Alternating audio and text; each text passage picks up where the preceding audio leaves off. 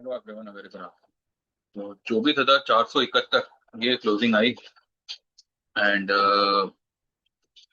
429 की लो बनाई। मैंने आप लोगों को 430 का लेवल दिया था कि 430 के लेवल के नीचे क्लोज करता है तो 350, देन 130, ये सारे लेवल नीचे के ओपन हो जाते हैं। अच्छी बात यह है कि हल्का सा ही सही पर 10 ईएमए के नीचे क्लोज किया है। 10 ईएमए इज एट 24 477 और 471 पे क्लोज किया है, तो ये एक नेगेटिव पॉइंट है।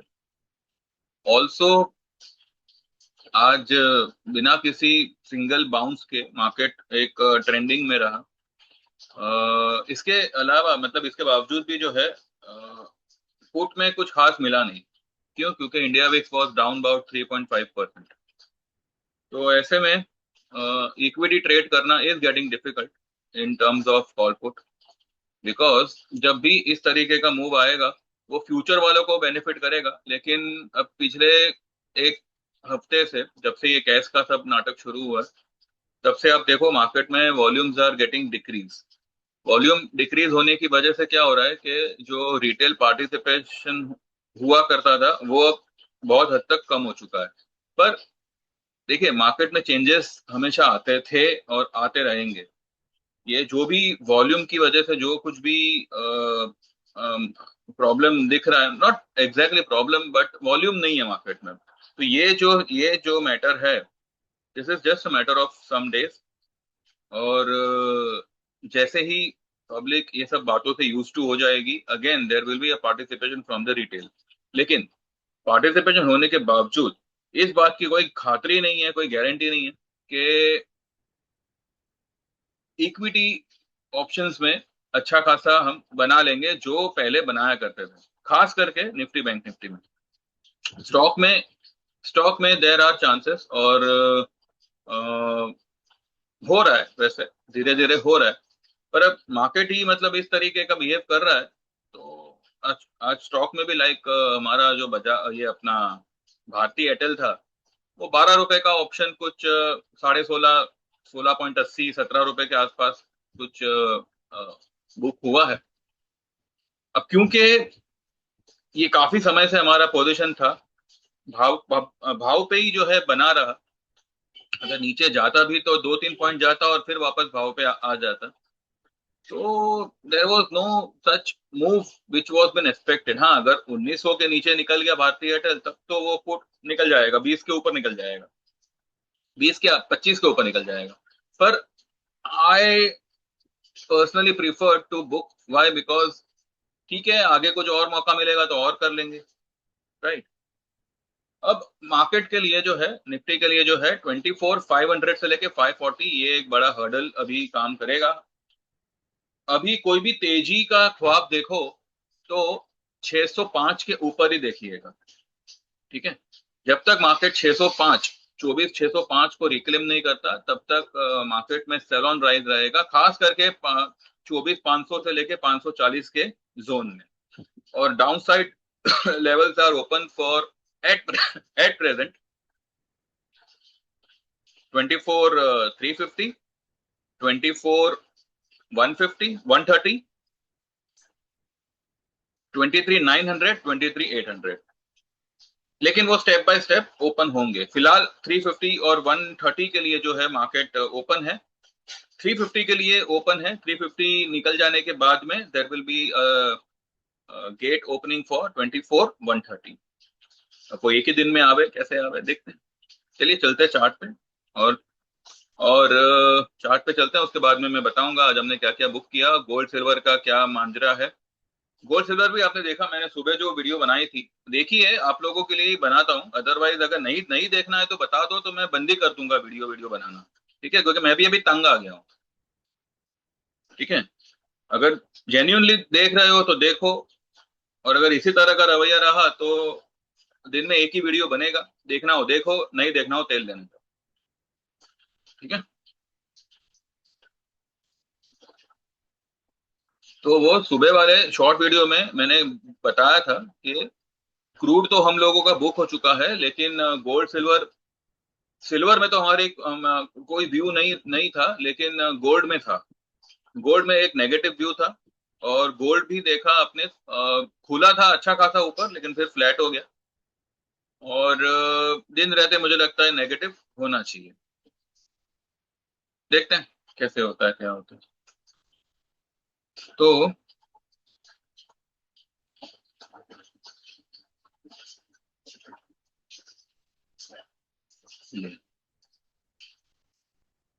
सिमेट्रिकल ट्रायंगल आप लोगों को कितनों ने बताया था ऐसा?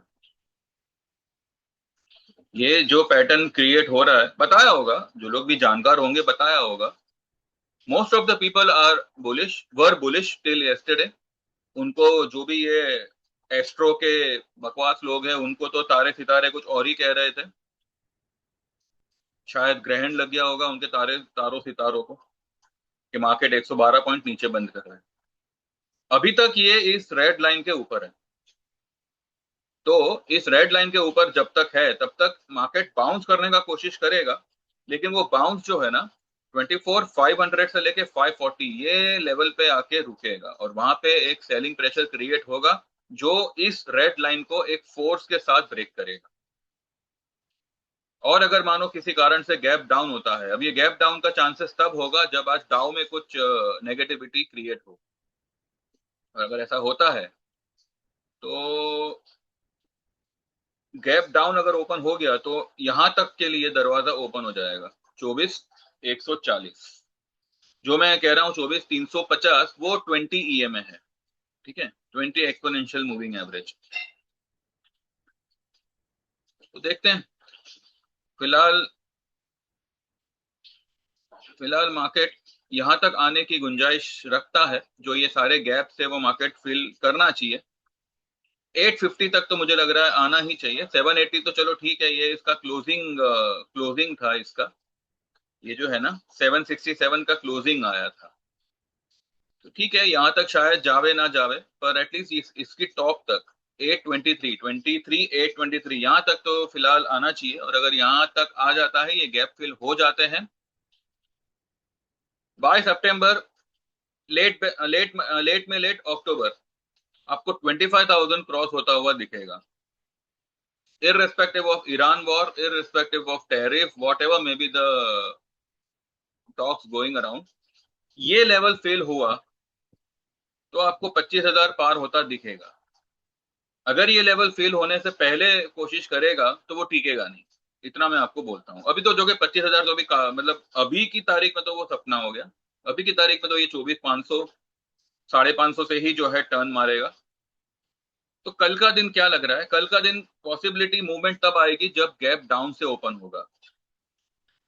और अगर गैप डाउन से ओपन नहीं होता है, फ्लैट ओपन होता है, तो मार्केट जो है कल 40-50 पॉइंट के रेंज में टाइम पास करेगा। And again there will be a stock specific movement. हाँ, अगर गैप डाउन ओपन हो गया तो बड़े फोर्स के साथ गिरेगा मार्केट। ठीक है, अगर गैप डाउन से ओपन होता है ना, तो एक बड़े फोर्स के साथ गिरेगा। और अगर गैप डाउन नहीं होता है, तो थोड़ा थोड़ा मार्केट संभलने का कोशिश करेगा। और stock specific there will be a move. Autos में I am completely bearish. Auto अच्छा खासा आना चाहिए नीचे। और ऑटो के साथ आईटी, आईटी को आज जो है जबरदस्ती संभाला हुआ है, लेकिन ये टिकेगा नहीं।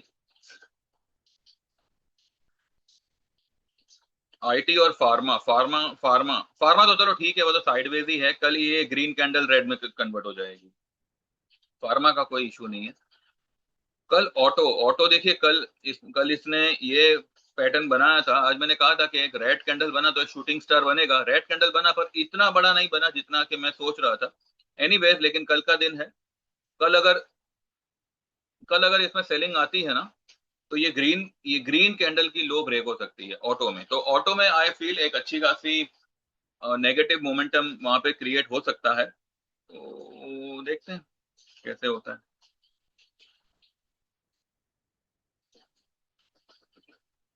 मेटल गिरेगा, मेटल में कोई इशू नहीं है। मेटल जाएगा नीचे। एफएमसीजी मुझे लग रहा है आज अच्छा खासा इसको तोड़ा है, पर अभी भी ये है तो रेंज में ही। एफएमसीजी में हमारा बस एक ही स्टॉक है एफएमसीजी में, देखते हैं। मैं सारे स्टॉक्स की बात नहीं कर रहा, पर जो हमारा स्टॉक है वो काफी ओवरसोल्ड है। तो उसमें मुझे लग रहा है कि अगर कल मार्केट ने थोड़ा बहुत भी संभलने का कोशिश किया, बायस तो मेरा नेगेटिव ही रहेगा, लेकिन कल possibly 40-50 point market time pass कर सकता है। 24,500 से लेके 540 ये रेंज एक बार टाइम पास करने के लिए आ सकता है। फिर मे भी लेटर हाफ में सेलिंग आवे तो देखा जाएगा। पर फिलहाल कल मार्केट इस तरीके का, निफ्टी जो है इस तरीके का बिहेव करना चाहिए। And stock specific there will be a move, तो देखते हैं कैसे होगा, क्या होगा।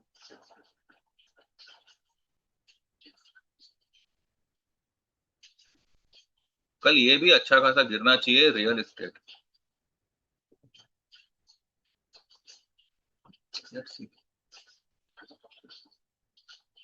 ठीक है, अभी आते हैं सिल्वर पे। देखिए सिल्वर कहाँ खुला, इतने बड़े गैप से ओपन होता है और रेड में कन्वर्ट हो जाता है। मैंने आज सुबह में मेरे मेरे ग्रुप में क्या क्या बताया उस पर फिलहाल एक नजर करते हैं।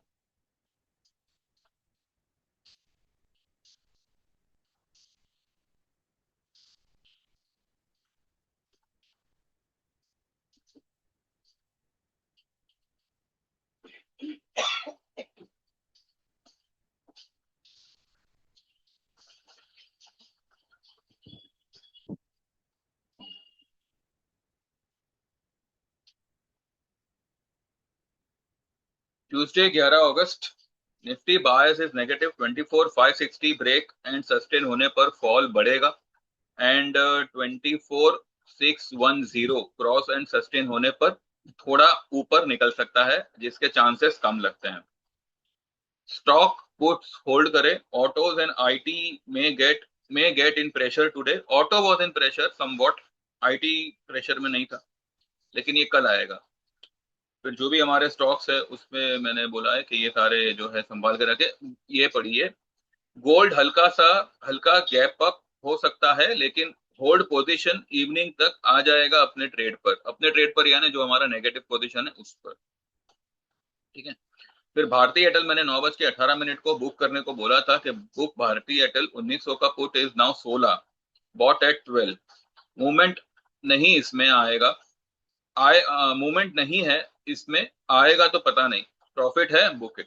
तो मेरे क्लाइंट ने कुछ 16.75 पे बुक किया है, उन्होंने 11.50 पे लिया था 3 लॉट। ठीक है। फिर यहाँ पे अशोक अशोक लेलैंड जो है, ये मेरे क्लाइंट ने 175 का पुट लिया था, 4 रुपए पे लिया था उन्होंने कुछ 2 दिन पहले, और उसको आज बुक किया है 6.20 पे। ठीक है। 2 लॉट है 22 लॉट नहीं है, दो दो लॉट है।